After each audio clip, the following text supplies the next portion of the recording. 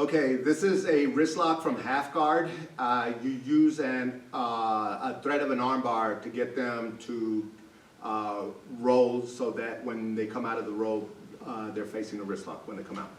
Okay, so we're going to demonstrate it first.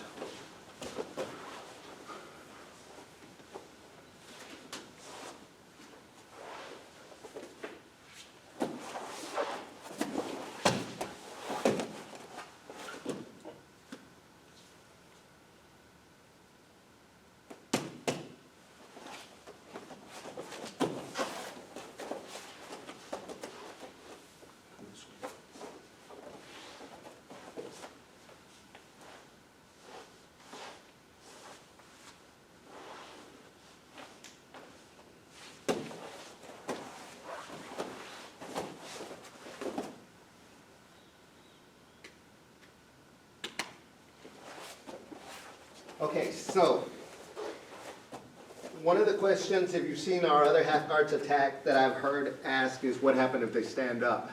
If you're playing really good half guard, really correct posture in the half guard, it's really difficult to stand up in the half guard. And so we're going to show the legs first so you can see what's going on with the legs. If he plays the standard everyday half guard that a lot of people play with his legs sideways, there really is nothing that's going to keep me from bringing my knee up, coming up, standing up. There's really nothing there. The half guard we play is an active half guard. His leg is down close to the mat. His foot is on my hip. He's bracing against my bicep. His foot is pressed into my hip. So this right now, there's so much weight on that hip, I can't bring my leg up. But wait until his hips are off the mat. I can't bring my weight up. If I'm trying to stand up, it's not impossible for me to stand up, but it's going to slow me down enough to where he can move on to something else safely. So having said that, we're going to go into the move. He wants to create space, and the first thing, he's going to take my hand off of his knee. He's going to hip away, create the space for his legs to come through, and then he's going to shift back in front of me. Now both knees are on my triceps. He's pushing into my hips to keep his weight on me, so it makes it, again, not impossible for me to stand up, but it does slow me down enough to where he can go to something else. He's going to lift my elbow just enough to get his knee through and then put pressure on the back because my posture is already broken to bring me forward. If I stay here, there's an arm bar here. So right there. So what I'm going to have to do, understanding that my arm is in danger and it's away from my body, I need to find a way to get out of here. Posturing is going to be next to impossible because he's got so much pressure on my shoulder. His hips are off the mat. I'm carrying his weight. The only thing that's left for me, and he knows this and I know this, so that means even though I'm making another move, he's already expecting. To get out of this, I need to look over here because I need to do a roll. As I start to roll through here, he comes up with me and sits on my shoulder. The only way for me to escape is to get my hand my elbow to the mat. He's always aware of this, and he's got his hand cupping my elbow. So even if I try to turn, there's a barrier keeping my elbow from getting to the mat.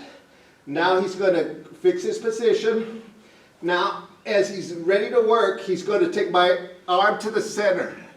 He's going to make a cage around my wrist, away from him. He's going to posture correctly.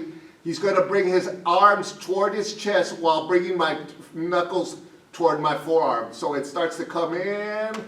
And this is, when you're practicing this with your partner, be very careful because it's a very strong wrist lock. It doesn't take much to start stretching the ligament. So be careful when you do this. So now from where you can see what's going on with the arms. Again, active half guard means he's got his knee shield up, his knee is driving into my hips, his foot is on my other hip, and he's in a good position right here. The only move that I have when I don't want to stand up is to put my hand on his knee to push it to the mat. He's aware of that and he's pulling the hand off. So once he does that, he's going to hip away, create the space, and put his feet into my hip. Now as he comes back, he's going to stay heavy. heavy, heavy, heavy on my hips.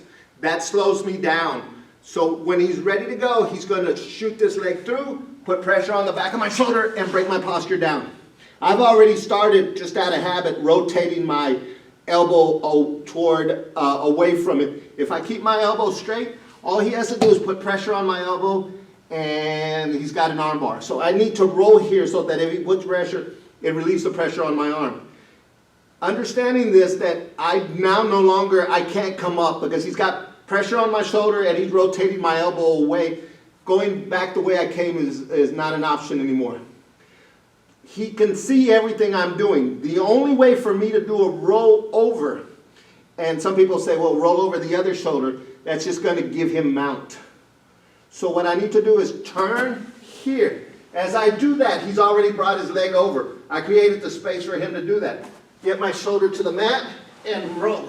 As I roll, he comes up with me and he sits on my shoulder while holding my elbow off the mat. He's got it cupped underneath my elbow, and there's no way. He's going to hand it off to his thigh to get up underneath my elbow, and now my arm's trapped.